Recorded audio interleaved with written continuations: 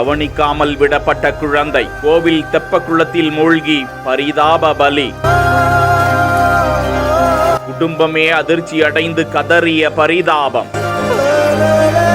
ராமநாதபுரம் மாவட்டம் திருவாடனை அருகே திருவற்றியூர் பகுதியில் பிரசித்தி பெற்ற ஸ்ரீவல்மீகநாத சுவாமி சமேத ஸ்ரீ பாகம்பிரியாள் கோவில் அமைந்திருக்கிறது. இக்கோவிலில் பிரதி வாரம் பக்தர்கள் கோவிலுக்கு வந்து இரவு முழுவதும் தங்கியிருந்து அதிகாலை அங்குள்ள தெப்பக்குளத்தில் நீராடி சாமி தரிசனம் செய்தால் பிணிகள் நீங்கும், நன்மை வந்து சேரும் என நம்பப்படுவதால் ஏராளமான பக்தர்களும் அந்த கோவிலுக்கு வந்து தெப்பக்குளத்தில் நீராடி சாமி தரிசனம் மேற்கொண்டு வருகிறார்கள். இந்நிலையில் மதுரை மாவட்டம் மேலூர் அருகே கொட்டக்குடி பகுதியை சேர்ந்த ஜெயலட்சுமி தனது 6 வயது மகனும் 2 வயது பெண் குழந்தையுடனும் தனது குடும்பத்தோடு ஸ்ரீ பாகம்பிரியாள் கோவிலுக்கு வந்துள்ளார். அவரது கணவர் பாலமுருகன் வெளிநாட்டில் பணிபுரிந்து வரும் நிலையில் பாகம்பிரியாள் கோவிலுக்கு வந்து குடும்பத்தோடு ஜெயலட்சுமி தங்கி இருக்கிறார். அப்போதுதான் குழந்தையை காணாது கண்டு தேடவே அங்கு விளையாடி கொண்டிருந்த குழந்தை தெப்பக்குளத்தில் விழுந்து மூழ்கி போனது தெரிந்து அந்த குடும்பத்தினர் பதறி துடித்தனர். தொடர்ந்து அந்த குழந்தையின் உடல் மீட்கப்பட்டு பிரேத பரிசோதனைக்காக திருவாடனை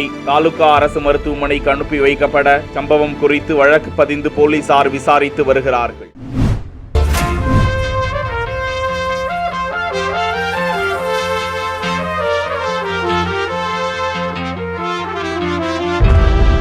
ரோடெல்லாம் குண்டும் குழியுமா இருக்கு. இதனால நிறைய பேர் விபத்துக்குள்ளாகிறாங்க.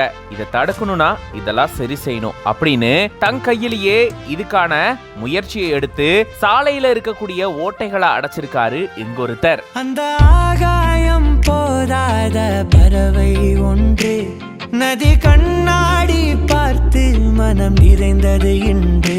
கடலால் தீராத எறும்பின் தாகங்கள் இலையின் மேலாடும் பனி துளி தீர்க்கும்.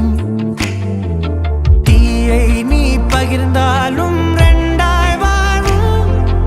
இவனும் அந்த தீ போலத்தான்.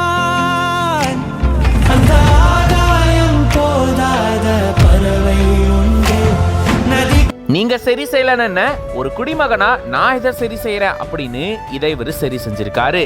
கிட்டத்தட்ட 100 பாட் ஹோல்ஸ இவங்க சரி செஞ்சிருக்காங்களாம். அதாவது 100 இடத்துல இந்த மாதிரி குண்டும் குழியுமா இருக்கக்கூடிய இந்த ஓட்டைகளை, அதுவும் குறிப்பா முக்கியமான சாலைகள்ல இருக்கக்கூடிய இந்த ஓட்டைகளை இவங்க சரி செஞ்சிருக்காங்க.